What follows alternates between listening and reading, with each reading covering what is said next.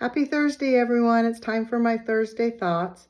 Super excited to talk about what unfolded this week. For those of you that are unaware, there's a wonderful Medicare program called the GUIDE program, and it's specifically for dementia patients. There is a number of providers in the greater Jacksonville area that have signed up for the GUIDE program. Only one that's live right now, and we have the honor of being a part of their program. We do all the home safety assessments. So when a patient comes in and gets signed up for the GUIDE, first order they send out is for us to go into the home. I think it's fantastic that Medicare recognizes that the safest place for a dementia patient is to be in their home. Changing their environment, it can be very detrimental.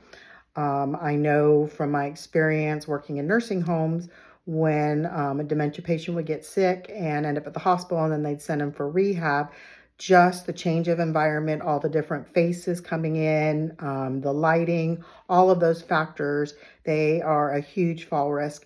And many times we have picked those patients up off the floor.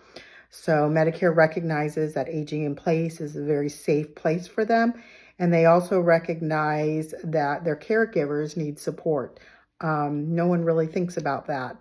If you have a dementia patient or a dementia family member, definitely look into those programs. If your primary care doctor is not going to be involved in the GUIDE program, there are doctors. You don't have to give up your primary care doctor. You can seek out some of these other doctors to be a part of this GUIDE program.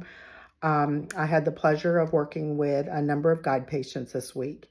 I'll tell you, the common theme in every single home I walk into, 3 that I saw today, their spouse or partner was taking care of them. So they were elderly as well.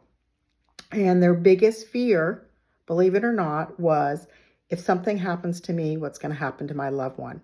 If I fall helping my loved one and I end up in the hospital, what's going to happen?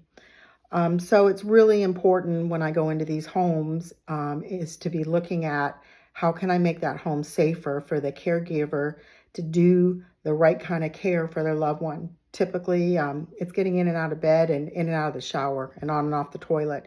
And those are super easy fixes and not expensive fixes.